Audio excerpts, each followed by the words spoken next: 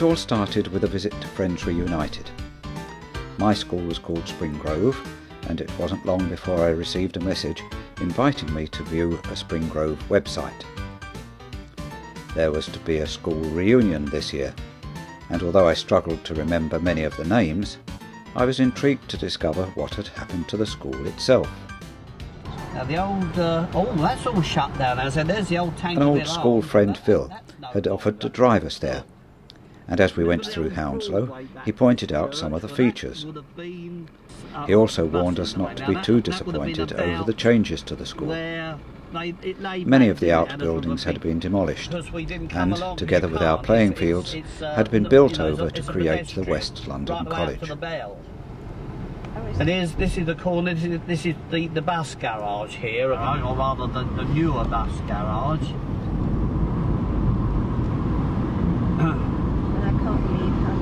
Here's what used to be the Dominion, this bingo place. That used to be the Dominion. Now you can see there's a building there which used to be our old South Pitch, didn't it? That was called, I think. We'll go around the back way, I think. Yes, there's the gates are still there.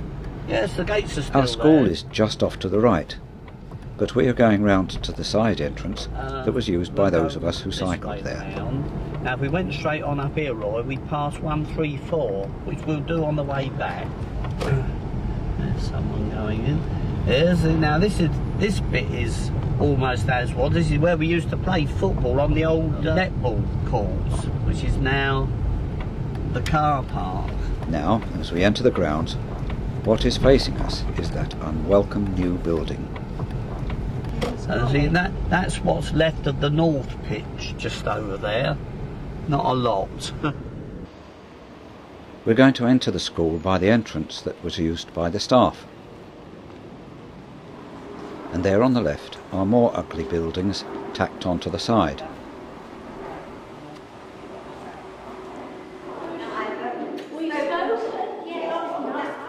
So, while Phil sorts out the name badges, I nipped outside again to get some shots of the house. To the right of this picture would have been the South Pitch, where we played football. And here, in this main entrance, a prefect stood to sign in any latecomers. The house had previously been owned by the descendants of the founder of the Pears soap industry. But it was built for Sir Joseph Banks, the botanist, who sailed with Captain Cooke on his voyage to Australia. It seems odd to see the school without the pupils in their black and white uniforms or blue dresses as they congregated beneath the cedar tree or walked about the grounds. There was a fountain near here, now gone, but the summer house is still there. The winter garden was known as the art room in my day, but also used for general lessons. It was obviously once a conservatory, but the heating wasn't really satisfactory, so it was cold in winter and hot in summer. This too had a fountain, also removed. A pity that. I seem to remember it was a Cupid whose parts frequently got painted.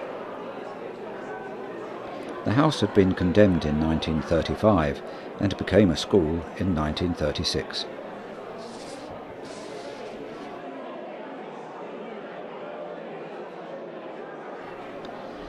I was there between 1945 and 1951. Now the rooms can be booked for weddings, etc. This ornate alcove came as a surprise. I think it must have been full of cupboards in my day. Off the art room was another room I don't remember, but I understand it was accessed from the other end, and not one of those I used as a classroom. But a truly memorable room was the music room, with its minstrels' gallery and frieze of composers around the walls.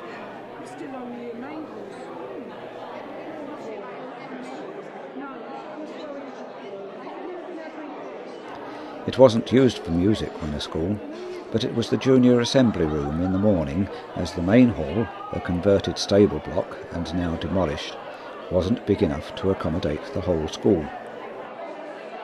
Captain Cooke's room is a new description. Room 5 it was in my day.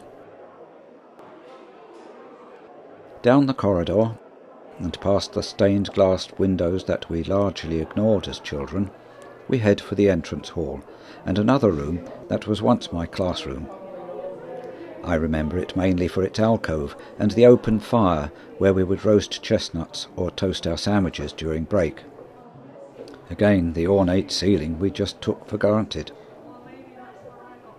This was the head study where, when not admonishing unruly pupils, he would regale us with stories about the house and how Queen Victoria would always stop for a while on her way to Windsor. Beside the main staircase stood the bell, which would be rung by the bell monitor between periods.